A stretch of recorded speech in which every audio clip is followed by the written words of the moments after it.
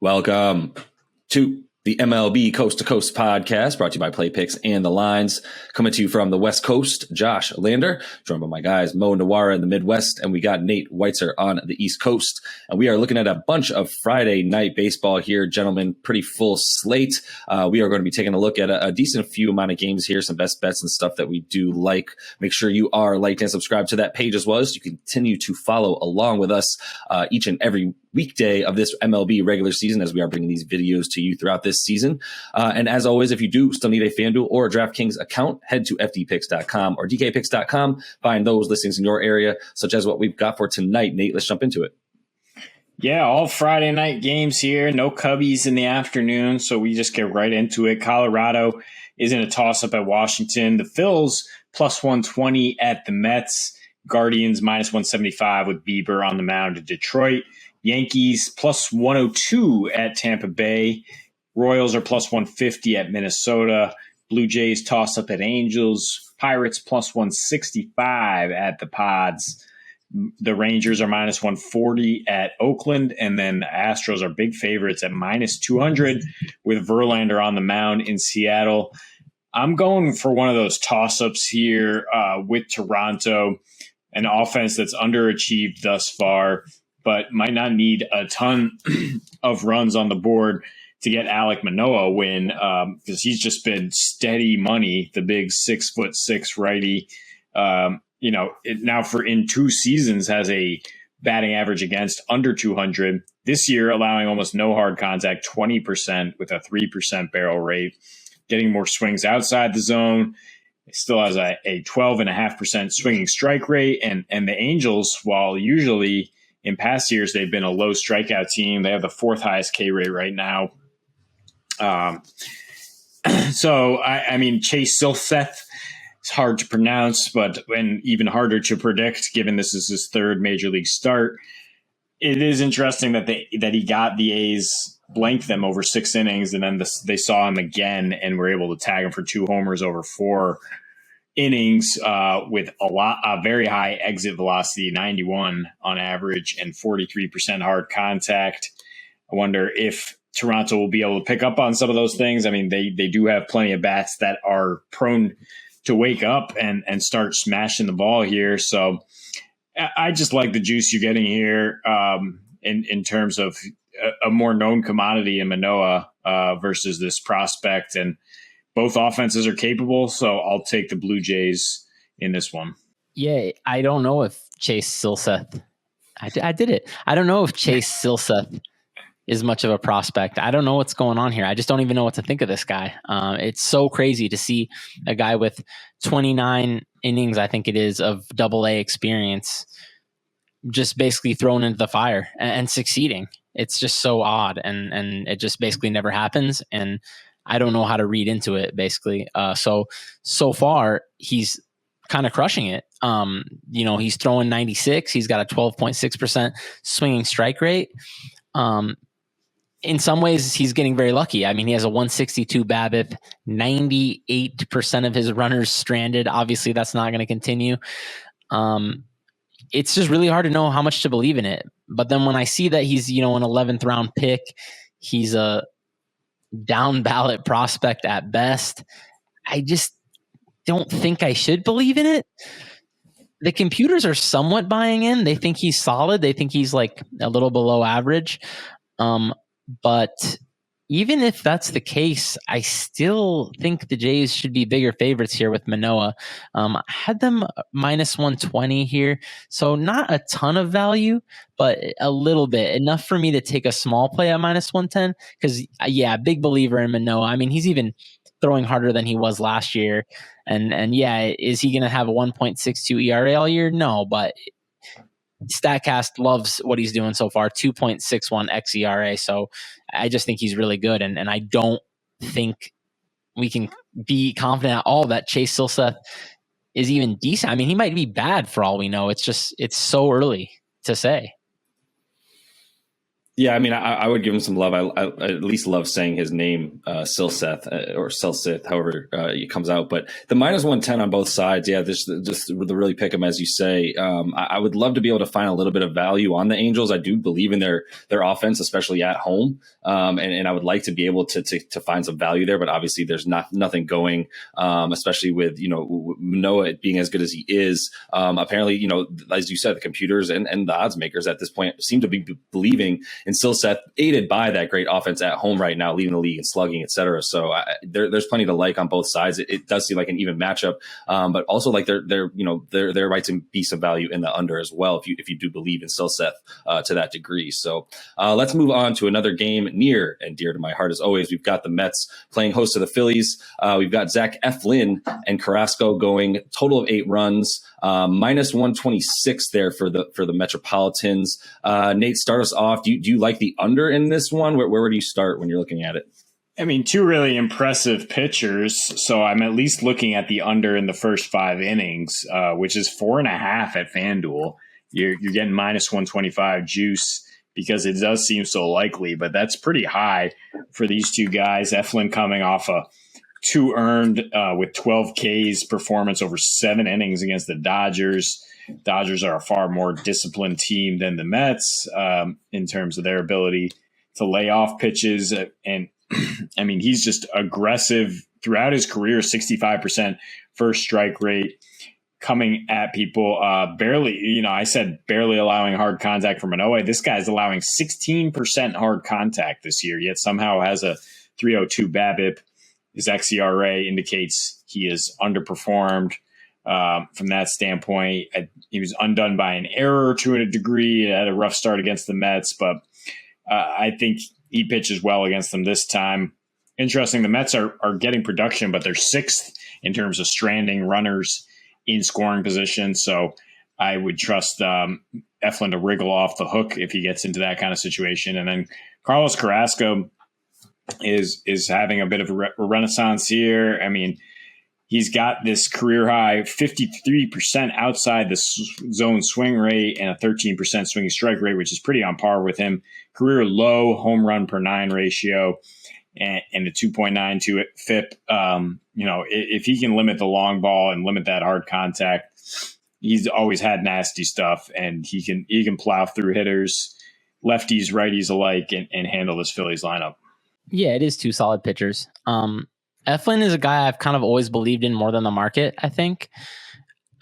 He had that gem that he just fired against the Dodgers. And yeah, I mean, dude, I think he's leading MLB in lowest exit velocity. I'm looking at like an 83 point something, I think I saw. I mean, people are just having a really tough time squaring him up so far. And yeah, like you said, Carrasco is having a little bit of a renaissance. He was atrocious last year, but really seems to have a better feel for the baseball this year for whatever reason. Maybe it's health. I mean, that's always a big thing with him, right? He only made 12 starts last year. So if Carrasco's back to doing normal Carrasco things, then I think I would kind of lean to the under. But man, it is scary with these 2 offenses. Just 2 great offenses that I mean, it's weird though. The Phillies do go through some stretches where they just like can't connect with the baseball. They're so power reliant, but they're still 2 scary offenses for sure.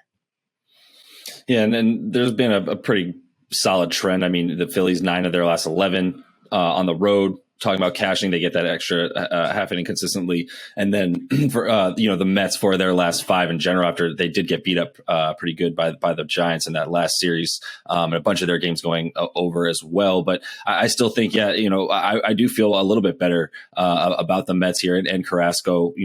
5 of the last 6 for the Phillies against right-handed started pitching. They are struggling there, despite the fact that they do have a couple of nice lefties. That's a weird trend, at least that seems to be manifesting for them. Definitely not reaching expectations when they're supposed to be playing against those right-handed pitchers. But I usually stay away from betting on the Mets there, unless I do feel pretty good about runs, and I don't quite feel as good about those as I do just about the Mets pulling this one out. So let's take it to the West Coast here, in the Pacific Northwest to be specific, where the Mariners playing host to the Astros.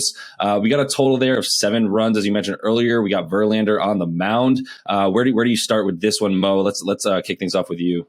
So right here, I first have to say that while I'm very impressed with everything Verlander's done, I just can't help but look at his numbers and think that some very strong regression is coming. I hope it doesn't ruin my fantasy teams because I think I scooped him up everywhere I could. But a 195 BABIP and 96% strand rate, I mean, that's just obviously crazy. I just get nervous whenever I see, 10% swinging strikes, 15% called strikes. These are both below average. It's very, very hard to be a great pitcher even. It's very hard to even be a good pitcher when you have below average swinging strikes and called strikes. And right now, I feel like the market thinks Verlander is great. I know that the dead ball helps him more than most pitchers because he does lean pretty heavily towards fly balls, and obviously his home park isn't the best for allowing fly balls. But yeah, I do think he's kind of overdue to get some runs. Obviously, they're on the road here. But yeah, and then the other side of it, Chris Flexen is just bad. I mean, you guys have heard me probably several times before on this show. I'm usually fading Flexen all the time. He's not a good pitcher. He's even down on his velocity compared to last year, a full tick, facing a very good Astros offense. He's got a 6.22 xERA, 4.76 Sierra. And then I think a couple weeks ago I mentioned the biggest possible red flag I think you can have as a pitcher is when your own fastball velocity is lower than the velocity you're allowing. And that's where Flexen's at right now. So definitely expecting the Astros to score on him. And the total is so low at 7. I just think with two good offenses, I know that Seattle has had some stretches where they've really struggled, but they have a 110 WRC plus. I mean, they've been above average so far this year. So I do think this total's too low at 7. I'll be on this one, I think. Not the most confident play in the world because fading Verlander in any sort of way has been a ticket to torching money so far. So why don't we just take the Astros over if we can't depend on the Mariners to score in this spot? I mean, I agree Verlander will regress at some point. I don't know if this is the spot, though. He definitely has enjoyed facing the Mariners, including beating them. The Astros beat them 7-2 with him on the mound. They've now covered the run line in 3 of the last 4 with Verlander pitching. He has a 1.6 ERA and a 35-4 K to walk ratio while winning 5 straight against Seattle. But yeah, Seattle has found ways to go over at home, 7-2-1 to the over in their last 10. So I could see some runs being scored here one way or another. The Astros are another offense that we expect some positive regression from. But I think the play there for me then is just take the Astros run total. Yeah, that's fine. And I mean, they've been hot enough to, potentially consider them with Verlander going against a team that, he's been very, very good against historically as of late and definitely taking advantage of a guy, Flexen, who I don't know what about everything you brought up there, Mo. I don't know what about that would make you think that there's something good in the way of positive regression coming for him. But let's move on to our final game of the night here, gentlemen. We've got the Yanks headed to Florida, taking on the Rays. Total of 7.5 runs here. Couple pitchers that I think, you think of the advantage probably with those Yanks. They're actually minus 102 here. Where do you start with this one, Nate? Yeah, I think the Yankees being kind of the hottest team in baseball right now, if you can get them close to even money, it's worth it. Right. I think, you're going to have a bullpen game too. Obviously, when the Rays throw out a guy like Jeff Springs, who's going to pitch maybe 4 innings. Teon's been solid. He's allowed 3 earned runs or fewer in every start this year. Allowed just 21% hard contact in consecutive starts. I think there's a play for the under here, or just taking the Yankees because their bullpen is just so good and the Rays has been mediocre, and especially not, relatively to how it usually is, it's way worse. So I think in a close game where there's a lot of bullpen arms, I'll take the Yankees. You're right about that for sure. I mean, I've been stunned how bad the Rays bullpen is. It's not been up to Rays level. Like you said, it's funny because it's like with bullpens, you expect randomness, but the Rays have seemed immune over the years because of the depth they've built up in their bullpen all the time. They always have 8 guys who throw 90 and have 3.5 ERAs, or 95 rather. It's crazy. And then this year they've sucked. But I'll be honest, I'm really interested in Jeff Springs. This guy, I don't know where the hell he came from. He was killing it last year. Absolutely killing it. 3.32 xERA, 3.43 ERA, and he's been even better this year, 2.27 xERA. I mean, nobody is able to square him up. He's averaging only 85.9 exit velocity, only 3 barrels the entire season, 15.2% swinging strikes. This guy could be the next Rays hidden gem for sure. So I kind of like the Rays, but I think the market likes Springs too. When I see this line, I'm just like, they're bought in to how good Springs is. And Tyone, he's okay. I have him rated slightly below average, but obviously, a superior offense by quite a bit and the most elite bullpen. So yeah, I think a toss up is about right, but I'm really interested to see where Springs goes from here. I love when you get that excited about a player, Mo, for sure. It's some of those hidden gems. I totally understand having the love for a guy who you feel like continues to fly under the radar. Exactly. They're not going to give you the good prices on the Kershaws and the Verlanders of the world.